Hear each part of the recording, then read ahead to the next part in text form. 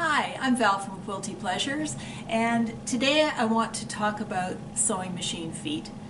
Chances are when you got your machine it came with a handful of feet and you might not know what they're for or why you've even got them. I know we get people visiting the store all the time saying, what foot should I be using for this technique, or what's this foot for? And so I'm just starting tonight. I'll start with some basic feet, and then I'll be adding new feet as time goes on. But tonight I wanted to start with the basic feet that you get with your Pfaff sewing machine and why you use the ones you choose. So we'll start with the 0A foot, and Amy, I think you're going to have to move in here because we'll need some close-up work. The 0A foot is the one that came on your machine when you took it out of the box. This is the zigzag foot, the kind of all-purpose foot that everybody uses all the time. With the Pfaff machine, we have IDT, which is our built-in walking foot here, which just comes down and engages. I don't have a foot on right now because I'm holding it, but this slot here in the back is where the IDT fits in to engage. So this is the 0A foot. The 0 is written on the left-hand heel, and the A is over here. And the A is code in Pfaff for a 9mm stitch width. So if you have a machine that has a 9mm stitch width, you can use an A foot, and those are the feet that they are currently packing with the machines. So with the 0A foot, you've got your spot for the IDT. There's the opening for the needle to move back and forth to do a zigzag or an overcasting stitch or whatever. There's a split down the middle for your thread to go into, and then there's clear plastic here with markings 1/8 of an inch to either side of center, just to kind of keep you lined up. So that's fine. And on the back of the foot, these back extensions sit directly on the fabric, which then is pushing against the feed dogs of your machine. That's what pulls your fabric through and determines your stitch length. Here again is where your needle is. This is the front. This little slopey area right here, this tiny little spot, that's the only room there is for thread. So if you were doing a satin stitch or a decorative stitch with really heavy, dense stitching, or if you're using heavy thread, you're going to get clogged. There's not a lot of room there for your thread to pass through. Your foot isn't designed for that. This foot is designed for straight stitches and for very open zigzags or overcasting stitches where your stitch length is 1mm or higher. If you get your stitches too short and too crowded, they're going to get stuck.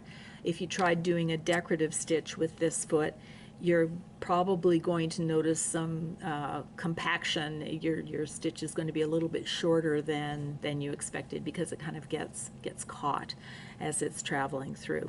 So this foot is perfect for straight stitch, zigzags, open overcasting stitches that are more than 1mm in length. So keep it open, and this will be perfect. It gives you lots of support, lots of guidance through your fabric.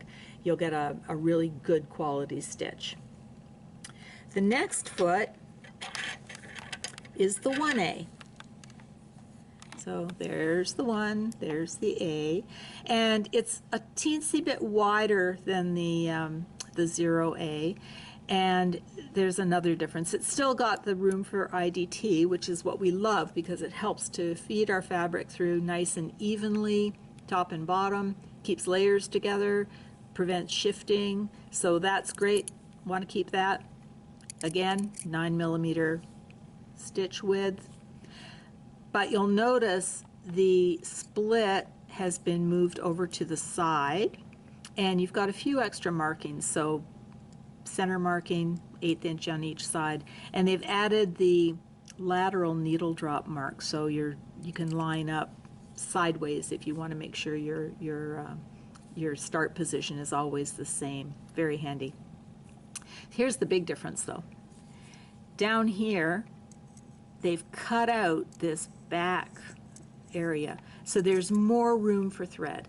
So if you're doing an overcasting stitch that's denser than just, you know, a normal one, if it's tighter together than a millimeter stitch length, this gives you the space to handle that extra thickness without getting clogged. But it still allows you to use your IDT so that for your utility sewing, everything is feeding perfectly and your stitches will be nice and sturdy. Because of this little cutout area, there is a possibility that as the needle goes into the fabric, there's room to kind of pull the fabric up into the space, which can affect your stitch quality, and that's why they've moved the split over to the side so that you've got more support holding the fabric down right around the needle area. The last foot in this collection is the 2A.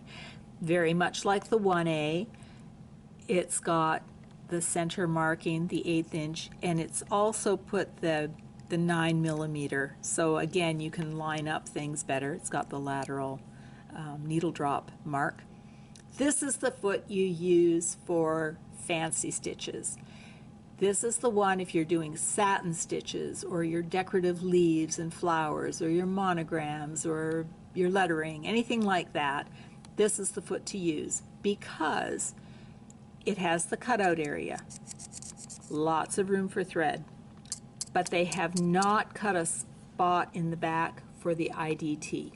There is no IDT that you're going to use on these stitches, and that's because the IDT is primarily designed to move forward. It's a forward moving thing, and when you're doing your decorative stitches, you're often going side to side, back and forth, over and around, and triple stitching, whatever. And that's, you know, the IDT really isn't designed for that. Also, the IDT could ruffle up any of your decorative stitches. So if you have a nice smooth satin stitch in the IDT, which has little teeth on the bottom of it, is pulling on that, you could kind of mess them up, and you want a really nice stitch quality. These stitches are for looks, they're not for strength. We want them to look good. So we don't need the IDT, we need the space for the thread, and we want to protect our stitches. So on Pfaff machines, they tell you which foot to use for every stitch. So on most of the electronic machines, all of the electronic machines, it does give you a recommendation for which foot. Pay attention to that before you start to sew. And on some of the mechanical machines, it tells you in the book, you know, what foot would be recommended for that. But this is the guideline for these basic feet. I call them the Trusty trio because they're the ones that you use all the time. And we've written a little description of these feet. It's on the scrap bag page on our website, so it's www.quiltypleasures.ca. Go to the scrap bag page, and it's the featured feet. So the Trusty trio is on that page, and you can you know, read it in more detail and see pictures and things. And I hope that helps to kind of straighten out that confusion. As I said, I'll be covering other feet. I have a list. If there are any feet that you'd like to have me cover, just drop me a line and I'll include it. Okay? Thanks a lot. Happy sewing.